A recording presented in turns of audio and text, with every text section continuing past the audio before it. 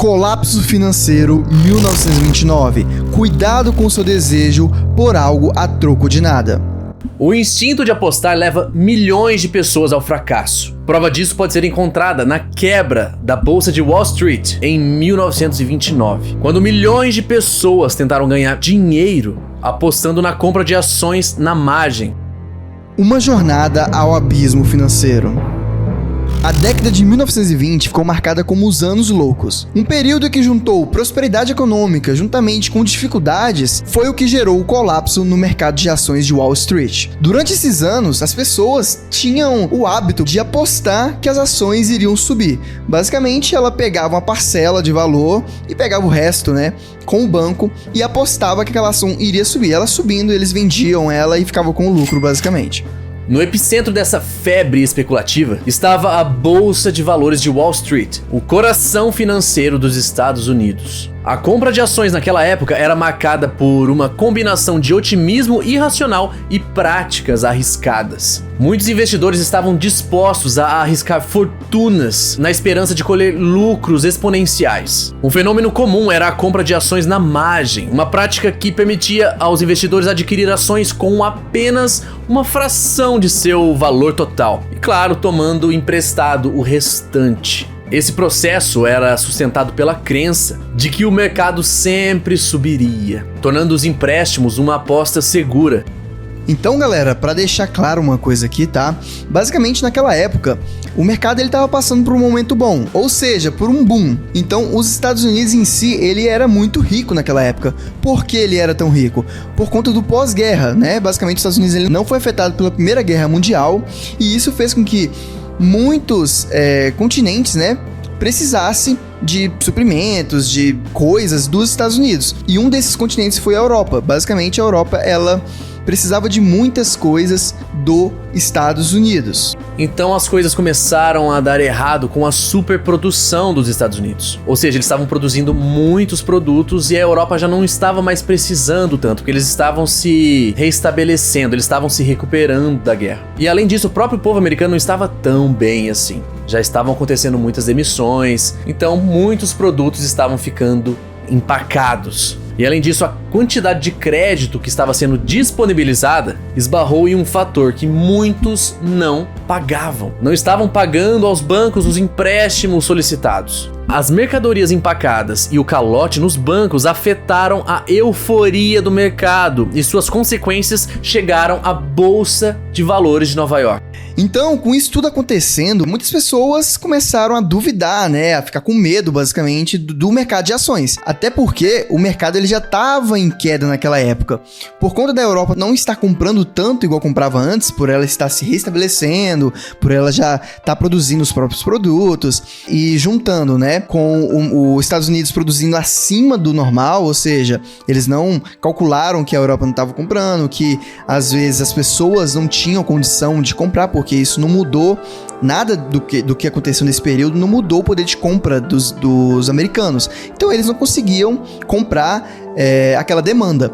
Então isso gerou já demissões, porque as ações já estavam caindo. As ações caindo resulta em pessoas que, igual a gente falou, compravam na margem, então a pessoa ela apostava naquela ação de que ela iria subir e nesse período já começou as ações cair, Então juntou o banco precisando, aí o banco cobrando as pessoas que compraram na margem. Isso levou muitas pessoas a entrar numa crise, uma crise financeira absurda. Então, igual voltando aqui, esse período fez com que as pessoas quisessem se preocupassem muito e vendessem as ações com medo delas só diminuir.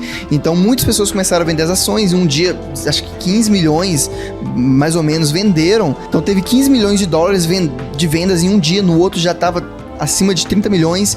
Então, isso gerou que as ações foram só caindo e gerou no final, a quebra da Bolsa de Valores. Com as pessoas demitidas e esse caos generalizado, as pessoas começaram a sacar o dinheiro dos bancos para se resguardarem, e isso fez com que centenas de bancos quebrassem.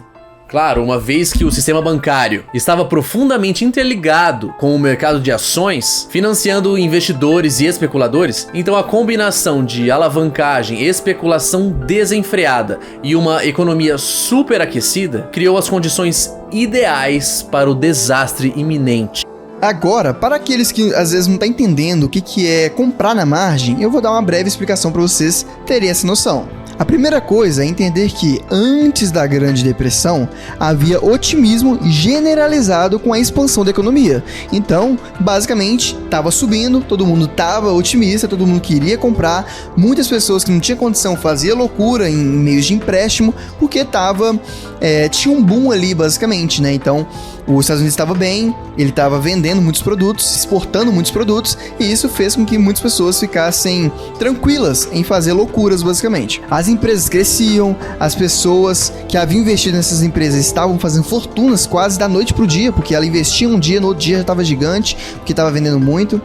Quando o indivíduo comum viu quanto dinheiro outras pessoas ganhavam, quis entrar também no esquema, igual eu falei. Eles iriam entrar de cabeça porque todo mundo estava fazendo dinheiro, todo mundo estava com grana, todo mundo estava de uma noite pro dia ficando rico. Então eles queriam entrar também, fazer loucuras com empréstimo, etc e tal. Como é que funcionava? Mesmo que a pessoa não tivesse o dinheiro suficiente à disposição, ou seja, o valor exato, né? Ela podia comprar as ações porque os corretores permitiam que os clientes adquirissem ações na margem. Então, os bancários lá, quem fazia empréstimo, etc e tal, os corretores das ações, que era basicamente quase a mesma coisa, eles liberavam empréstimos para a pessoa, ou seja, ela conseguiria comprar na margem, ela dava só uma parcela e financiava o restante. No entanto, parte do contrato de compra estipulava que, quando os corretores cobrassem as contas na margem, o que poderiam fazer a qualquer momento, os clientes deveriam entregar no mesmo momento a quantia para pagar esse saldo devedor. Por isso, Napoleão Hill usou o termo apostar quando se referiu ao mercado de ações. Essas pessoas comuns não estavam investindo em empresas, eles estavam apostando no aumento futuro desse valor. A ideia dessas pessoas era que só teriam que ter o suficiente para pagar a margem, que era uma pequena porcentagem do custo total. Depois, quando o preço das ações subissem, eles venderiam, o que renderia dinheiro mais que suficiente para pagar o saldo do preço de compra devido ao corretor, e elas ficariam com a diferença. Lembrando que, igual a gente falou aqui, isso funcionou muito bem. Enquanto o mercado estava em alta, né? Enquanto as empresas se valorizavam, enquanto os americanos produziam e vendiam muito em massa para a Europa, mas quando começou a cair, quando começou a ter demissão, quando começou as pessoas terem dúvida do mercado de ações, achando que o mercado de ações iria cair e tudo mais, os bancos ficando sem dinheiro, os bancos cobrando as pessoas que pagavam na margem, isso gerou um caos, um colapso financeiro naquela época. Então, o foco principal aqui desse conteúdo, que foi retirado, a base dele foi retirada do livro Quem Pensa Enriquece, de Napoleão Hill, é explicar para vocês a questão de você não apostar por algo a troco de nada, ou seja, não apostar os seus recursos por algo que você não tem conhecimento, por algum momento, por às vezes estar surfando em um boom. Então isso tem que ser muito bem analisado para não acontecer esse tipo de coisa com você. E foi por isso que tantas pessoas comuns foram arruinadas no crash de 1929, o colapso financeiro da Bolsa de Wall Street. Elas apostaram dinheiro que não tinham comprado na margem. Então é isso, galera. Se você gostou desse vídeo, se fez sentido pra você, deixa o seu like, fortaleça o canal. Nós estamos sempre trazendo vídeos, conteúdos riquíssimos, insights poderosos de livros de muito sucesso, livros escritos por pessoas de sucesso, milionários, bilionários, livros que transformaram a vida de milhões de pessoas. Esse é o intuito do canal. O nome do canal, o livro de $1 milhão, é porque nós acreditamos que esses livros realmente valem isso, apesar de serem comercializados aí a 30, 50 reais. Então, se você gosta dessa ideia, se inscreva no canal e deixe o seu like. E para você que tem interesse em ficar por dentro de novidades aqui do canal, novidades sobre futuros projetos relacionados a livros, etc e tal, no primeiro comentário fixado vai estar o grupo, na verdade o canal lá no Telegram, que você vai estar recebendo todas as novidades, tudo que você precisa saber. Fechou? Então entra lá, só dá um clique, entrar lá e ficar ligado. Valeu, galera, então até a próxima!